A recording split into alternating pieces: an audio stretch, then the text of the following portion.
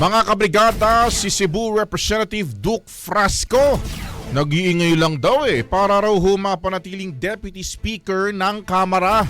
Sino ba nagsabi niyan? Brigada Haji Caaminio, i-brigada mo!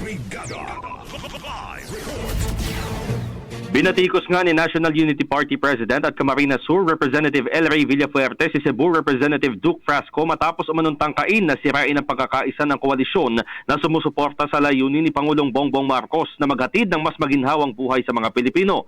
Ayon kay Villafuerte, hindi nila maunawaan kung saan nanggagaling ang sinasabi ni Frasco na pagkadismaya ng mga mambabatas. Binara nito ang pahayag ni Frasco na binawi niya ang suporta kay Speaker Martin Romualdez dahil ang pagsusulong ng pambansang pagkakaisa sa Administrasyong Marcos ay sinira umano ng personal na interes at pamumulitika. Ngunit ang katotohanan, ani Villafuerte, si Frasco mismo ang nagnanais ng kasakiman at personal na interes kung saan gusto raw niyang manatili bilang Deputy Speaker ng Kamara. Giit pa ng Pangulo ng NUP, imahinasyon lang ni Frasco ang sinasabi nitong dumaan sa konsultasyon kasama ang mga kapwa mambabatas at leaders ang kanyang pagpapasya.